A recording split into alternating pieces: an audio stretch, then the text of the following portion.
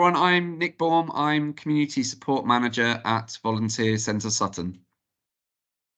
Thanks so much, as I said, for joining this briefing. So we are going to be launching, and Jane's going to be leading the Community Volunteer Squad. And it's an amazing project which is supported by the council in Sutton to help local people basically in a range of ways. So we're just going to take you through a short presentation this morning to tell you all about it, give you a chance to ask questions, and yeah, we'll be starting the project very shortly. So we'll just quickly introduce Volunteer Centre Sutton for those of you that aren't totally familiar with us. We'll take you through the role and how it's planned to work, talk a little bit about Jane and Jane's role because she's going to be coordinating everything involved in the project. We are going to be getting referrals for people that need help, so we'll take you through a little bit about how that will work and who's involved in that process. And then we'll take you through the types of tasks themselves that we're hoping local people can get involved in to help as volunteers. There'll be a bit about booking the tasks, safeguarding, and then next steps to get everything up and running. So just jump in and shout if you have any questions, or if you want to save them to the end, that's absolutely fine. Okay, so just a tiny bit on us. So most of you have know the Volunteer Centre Sutton, based on the High Street, just above the Sound Lounge, and it's a charity that Jane and I both work for, a fantastic charity. We're kind of the go-to people for volunteering in Sutton, and we've been around for about 50 years. And we help around 1,500 people each year get into volunteering. And there's two ways we do that. We support about 500 charities, groups and organisations in the London Borough of Sutton. But we also run a number of our own projects. So whether it's things like mentoring for young people, befriending services for adults, working with young people, and supporting communities in a whole range of ways. So the Community Volunteer Squad is one of those projects that we'll be running as the Volunteer Centre Sutton. So it would be run by our team, led by Jane, as part of our charity work. So just to talk a little bit about the role, and I think this sort of sums it up in a single slide. The Community Volunteer Squad, it's a project that will connect volunteers to perform simple one-off tasks for local residents in need. And we're calling it simple handy person tasks, ranging from things like local deliveries or driving to collections.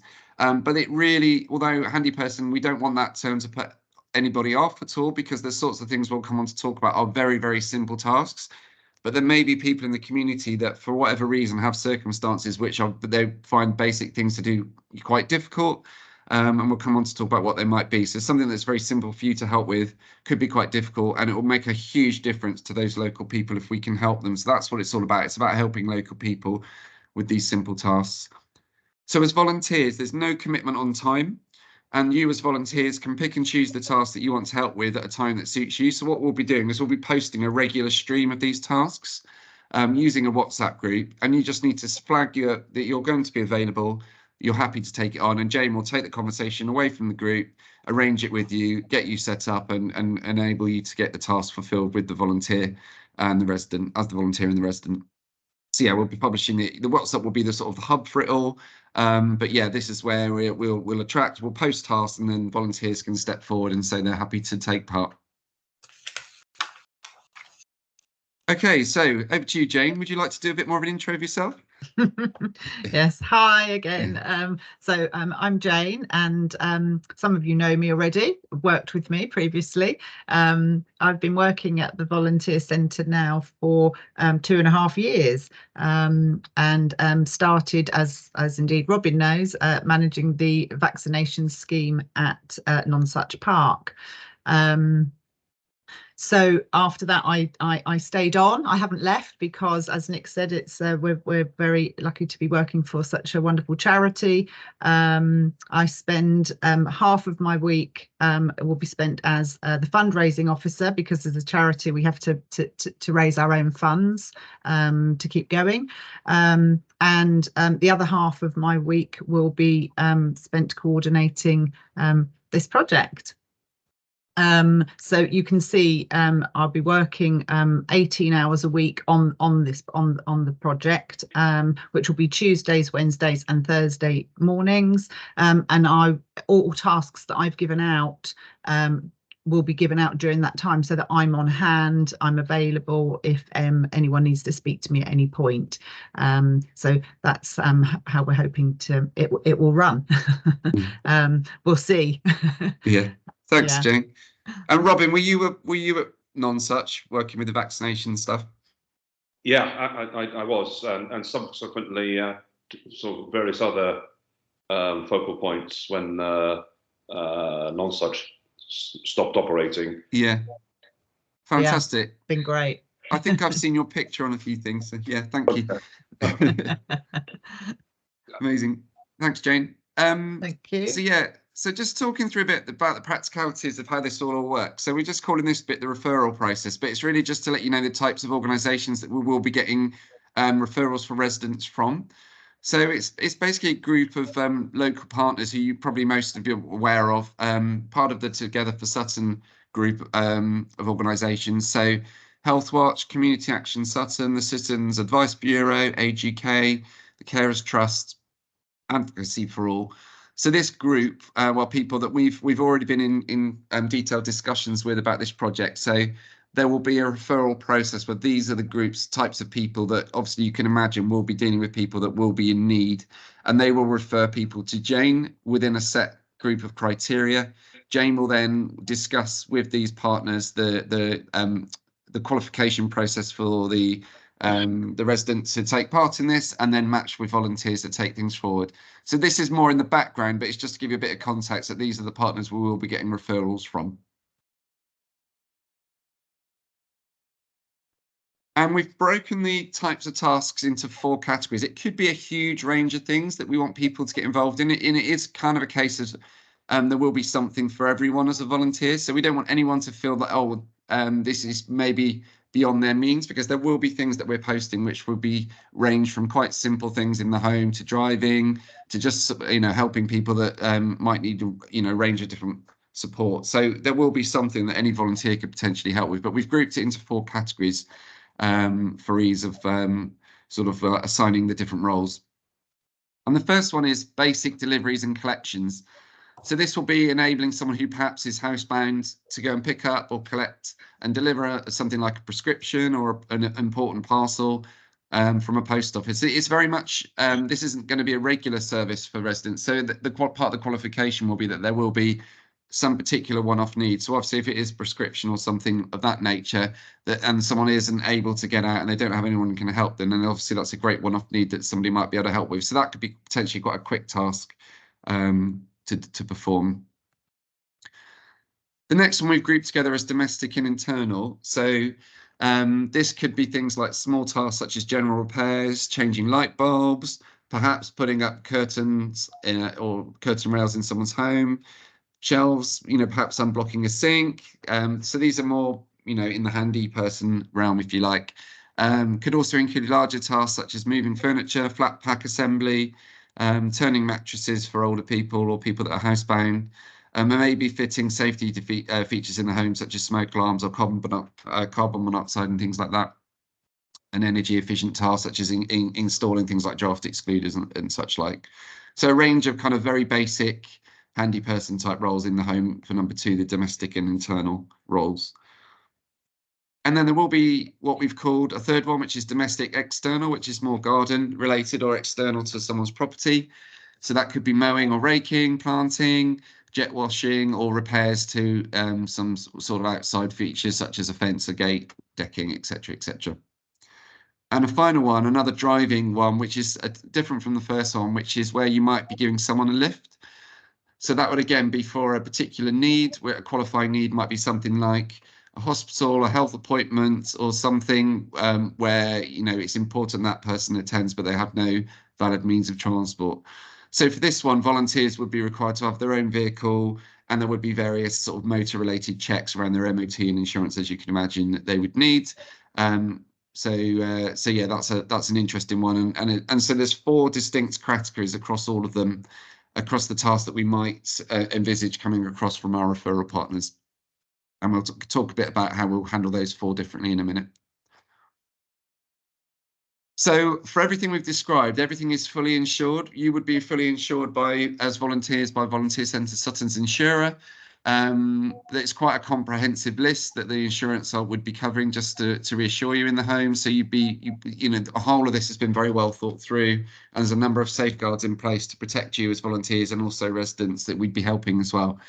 And believe it or not, use of blowtorches, burning or welding equipment is excluded. You'll all be delighted to hear. But this just gives you an idea of the sorts of things that that would, under no circumstances, will we be sending anyone out to do, obviously. But things like the heights of ladders. We're not expecting anyone to do any professional work such as electrical wiring or plumbing work. That is way beyond what this is all about. It is very much about simple everyday tasks that would be quite simple for our volunteers, but wouldn't be for in someone's home. And we're not going to be sending anybody into homes where anyone has dementia, Alzheimer's, or any kind of mental health issues that would be challenging in that way either. So unless they're accompanied by perhaps a family member or someone who could accompany them. So most of you are on the WhatsApp group already, which we've sort of started in sort of a test format in the last few months, but now we're fully launching the project. This is where things will really ramp up, and we'll use the WhatsApp group as a way to publicise the roles. So WhatsApp's brilliant for this, I think, because it just means there's no commitment to anybody, as we said at the beginning. Jane's going to post all these tasks and say, we need someone on Tuesday to get along to a house in Wallington or a house in Worcester Park or something like that to help someone in this way who's available, who'd like to do it. You'll all get a chance to respond, and then Jane can work with you to connect with the volunteer, arrange the meetup, and take it from there, basically. So everything will be run out of WhatsApp. We'll be doing a major drive to recruit more volunteers in the next couple of weeks as well. And there's quite a large number of people we'll be sending this video to afterwards who will also be in the same process as you to get up to speed, so we can start hopefully in the next couple of weeks to start delivering some of these tasks as volunteers. So everything will be run out of this group, and we'll be adding to it with new volunteers we're recruiting shortly.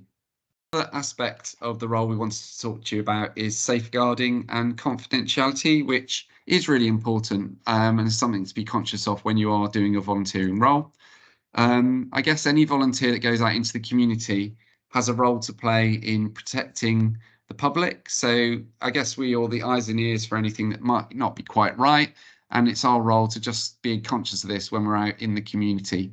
So anyone that comes into the contact with the public has a role to play. And it's about just being conscious of it and letting us know so that we can take the appropriate action.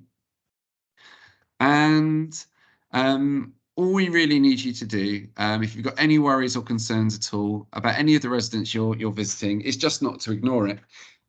So we just need to let us know. So Jane is your point of contact. You'll also have, I'll share my contact details, which is on one of the next slides. Any safeguarding concerns, both about the residents, something you might see when you're with them, or even if you're feeling something, around your personal safeguarding yourself, then just let us know straight away and we'll take it from there. That's all we're asking you to do.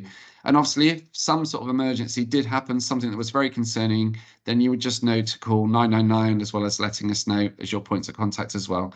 So it's really just about being conscious of what's happening. If something doesn't feel quite right, please get in touch and let us know. We don't expect you to fix a problem.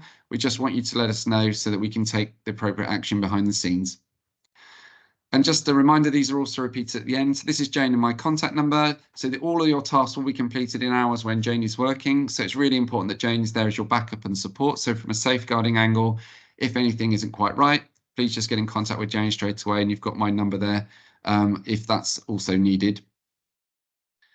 And if you couldn't get hold of Jane or I for some particular reason, then here's a reminder of the main Volunteer Centre Sutton contact information, both the phone number, and there's also points of contact listed on the website, and you know where we are on the High Street in Sutton as well. And one final piece on confidentiality. So you're going to have a great time when you're out meeting residents. They're going to be super grateful for you going in to help and to volunteer for the various things that you're doing. I'm sure they're going to want to chat to you, which is going to be really nice. But just bear in mind that confidentiality is also really important. You certainly don't need to share any personal information about yourself that you're not comfortable with doing. I wouldn't share personal contact points such as phone numbers or email addresses with them. And it's the same from their point of view. If there is any subsequent contact needed or you need to follow up on anything, just always come back through Jane and make sure there's a nice clear boundary between your volunteer role and what you're delivering with the residents. So it's just for your own safety. If there's anything that needs to be fed back or there's any contact points beyond the task, then that can always come back through Jane, and you don't need to share any personal information. It wouldn't be appropriate for either party. So yeah, keep things nice and confidential. And one of the various other safeguards that will be in place is that all residents will be signing a disclaimer form. So this is to protect you as a volunteer. So it's approved by the resident and it confirms you're not liable for any issue or damage should it occur on the very unlikely scenario when you're in their home. So no work would ever be signed without the resident understanding that a volunteer is coming, a non-professional person, to come and support them in the home. So everyone that has their help will be signing one of these just as an extra level of safety and just to recognise the role that you are playing as a volunteer and not as a professional tradesperson or support worker in any way. Okay, so that's hopefully giving you a bit of an outline of the role, how it will work, and some of the sort of safety elements of what's involved. This is a briefing session, so we really hope that all of you will come forward now and go through the next stage, which is just the application process, which is really straightforward and involves online forms, which can be quite quick and easy to fill in, which is just some information we will need to get up and running. So as you appreciate, there is a bit of a process around ID checking. So we need you to complete the application form, check your ID, standard things like proof of address. We will need to take a couple of references from you as you will be, meeting members of the public, potentially going into their homes or driving them, etc. So it's standard kind of application processing that we would do at the Volunteer Centre for the role. We've had some questions about DBS. The actual only DBS that is required by the government stipulations is for car journeys to medical appointments. So if you were giving somebody a lift to a medical appointment, that is one of the 4 categories that would require a DBS. But the other 3 don't require them. The standard checks above in terms of your referencing, your ID checks and proof of address, etc., is all sufficient. So there's just one of the 4 categories we looked at that would require a DBS check. And if you are doing one of the driving tasks, there are is a separate driving form as well, which just basically gives some guarantees around your insurance, your MOT checks, driving, what's the word? Offences, driving offences and things like that. So it's just a safety factor around driving tasks. And we would just to say we would sort the DBS for you, so we'd have the link sent to you. It would come back to us, we'd send it off, and it would be processed, and the Volunteer Centre would pay for it as well. So yeah. It's a very quick thing. It might sound a bit another form, but it's very quick. Yeah, and all this will be started with a simple online form, and then all the information Jane will just follow up and take you through the process from there. So yeah, it's all handled by Volunteer Centre. So the key induction docs, and so a bunch of stuff we'll follow up with. There's a role description which Jane has written, which is brilliant, which again talks about much of what we talked about today, but we'll also give you a bit more detail to read about the role. There's some health and safety instructions. There's this presentation which you'll send a copy of, and there's also this resident disclaimer form which will be in place and will be signed by the residents for ahead of you starting or volunteering or giving your time for the role, and the driver's form as well. So that's just a bit of a summary of some of the forms we've talked about and that are all in place and will be processed before you begin. And the residents, so they'll all be given this resident's disclaimer, a safeguarding leaflet and resident safety guidelines. So we'll be giving them some really clear guidelines about obvious things, common sense stuff about making sure that you've got plenty of light if you need some light to produce the work, or making sure kids are kept away from the area that you might be working in. So very common sense things, but we've thought through a lot of different scenarios. So it's just to make sure you guys are reassured that there's lots of things in place that everyone's to make it as easy, quick, and as rewarding as possible for you to complete the task.